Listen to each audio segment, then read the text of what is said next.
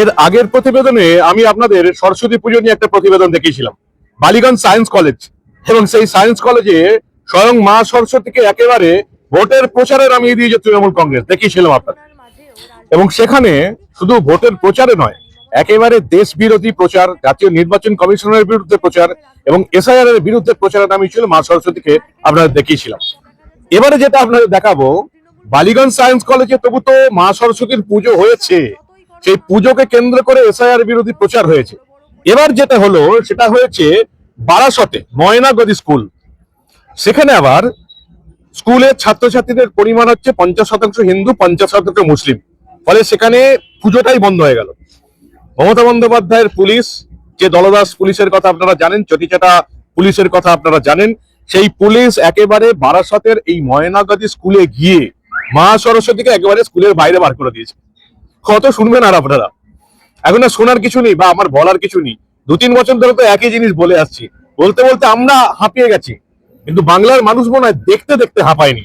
আপনারা দেখুন এই বারাসতের ময়নাগাদি স্কুল, সেখানে আজকে ঠিক কি হলো ছবিতে দেখুন, আমার কথা বিশ্বাস করতে হবে না, ভিডিওতে দেখুন কি হলো।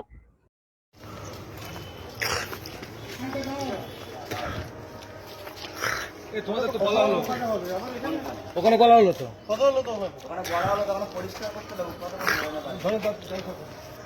মানে এখানে করা যাবে না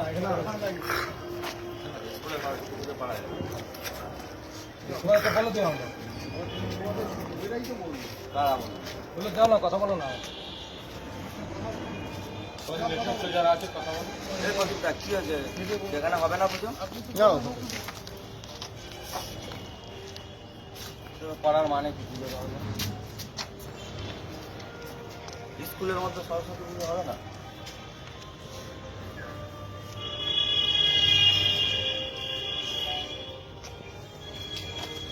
এখানে সমস্যাটা বিষয় স্কুলের বাইরেই তো হচ্ছে। তোমার সাথে আমি কোনো কথা বলবো না। আমি এখানে নগরের সংযোগে পড়লাম, তোমার সাথে কথা হয়েছে যা বলো বলে দিই। যেটা কথা হলো, স্কুল কর্তৃপক্ষ আপত্তি আছে। স্কুলে যারা স্টুডেন্ট তারা তো করতেছে না, স্টুডেন্টরা তো তোমার হিন্দু তো মাইনরিটি স্কুলে, হিন্দু ছাত্র 20%, 80% হলো মুসলিম ছাত্র। এবার ম্যাডামকে আমরা বলার পরে মনে হয় মোস্ট প্রবাবলি স্কুলের মিটিং করেছিল, বোর্ড মিটিং ন্যাচারালি যেটা হয়, হিন্দু ছাত্র সংখ্যায় অনেক কম, তাদের মাইনরিটি তারা সিদ্ধান্ত পাস করতে পারে, তাই জন্য ওনাদেরকে নোটিশ করেছে যে স্কুল কর্তৃপক্ষ স্কুলের ভেতরে পুজো অ্যালাউ করবে, যেহেতু মুসলিম সংখ্যা থাকে। তখন বাধ্য হয়ে আমরা সব কিছু আমাকে ফুটপাতে নামিয়ে ফুটপাতে করবো, কিন্তু আমার তাহলে ভাই ভাই হিন্দু মুসলিম ভাই ভাই বলতে হিন্দুরাই সবসময় কোঅপারেট করবে, তাই তো? ঠিক আছে, চলো। দেখুন আজ মিডিয়া দেখুন, মা সরস্বতী আজকে ফুটপাতে নামছে পশ্চিমবঙ্গে। আজকে মা সরস্বতী, সনাতনীরা যদি এরপরেও না জাগে, আমাদের আর কিছু বলার নেই। আজকে মা সরস্বতীকে হিন্দুরা মাইনরিটি বলে এখানে সরস্বতী পুজো হবে না, করতে দেওয়া হলো না। এই ঠাকুর এখন স্কুল থেকে বের করে নিয়ে আমরা যাচ্ছি রাস্তায় ফুটপাতে পুজো করবো। আজকে বাঙালি সনাতনী বাংলাদেশ না পাকিস্তান সেটাই মা সরস্বতী। আজকে বাংলাদেশের কথা আমরা বলি, পশ্চিমবঙ্গ কিছু পার্থক্য নেই। মা সরস্বতী পশ্চিমবঙ্গ স্কুল থেকে বেরিয়ে ফুটপাতে আশ্রয় নিতে হচ্ছে, আমরা ফুটপাতেই পুজো করবো। এরপরে যদি সনাতনী হিন্দুরা না জাগে, আর কিছু বলার নেই। বাংলাদেশ হতে আর বেশি দিন বাকি নেই পশ্চিমবঙ্গ।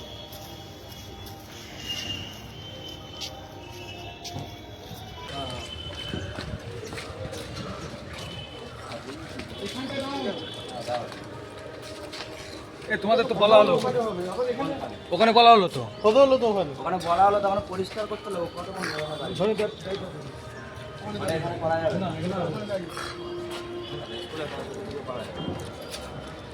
তোমাদের তো বলে দেওয়া হলো, কারা বলবে? বলে যাও না, কথা বলো না। যারা আছে কথা বলো। কি হয়েছে এখানে হবে না পুজো? করার মানে কি? পুজো হবে না স্কুলের মধ্যে সরস্বতী পুজো হবে না?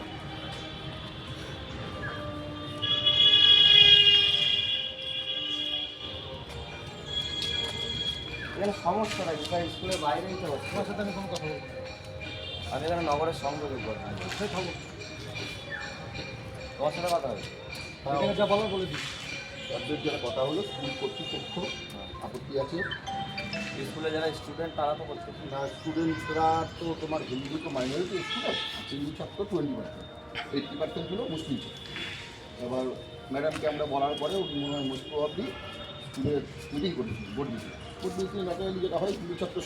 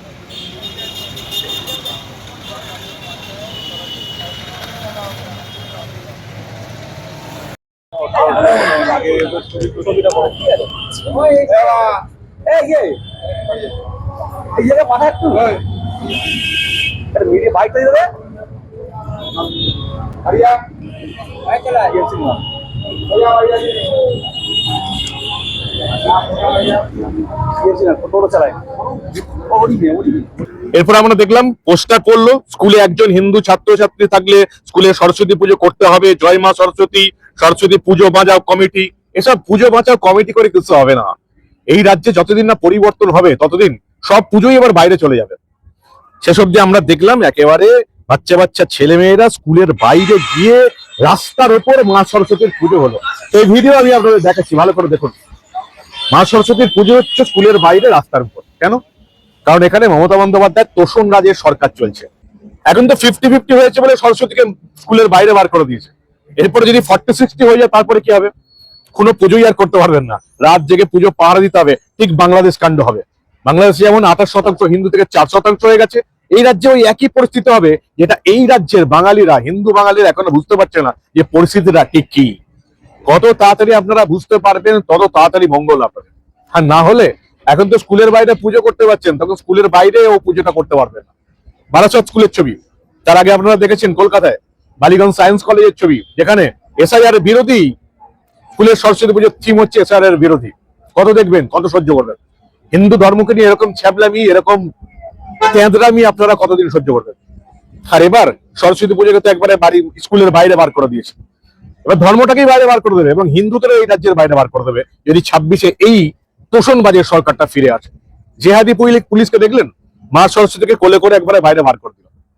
যতদিন না আপনাদের ঘুম ভাঙবে ততদিন এই রাজ্য এরম ভাবেই চলতে থাকবে। লাস্ট সুযোগ আপনাদের কাছে, 26-এর লাস্ট ট্রেন আপনাদের সামনে বেরিয়ে যাচ্ছে। এবার যদি এই সরকারের পরিবর্তন করতে না পারেন তাহলে কি হবে সেটা আপনারা আজকের এই দুটো ছবি থেকে আইডিয়া করে নিন। কি বলবেন আপনারা? আপনাদের মূল্যবান এবং গুরুত্বপূর্ণ মতামত জানান দা নিউজ বাংলার কমেন্ট সেকশনে। দেখতে থাকুন দা নিউজ বাংলা। আমরা আবার রাজ্যের কোনায় কোনায় ঘটে যাওয়া এই ধরনের অনেক ঘটনায় চেপে রাখতে দেব না।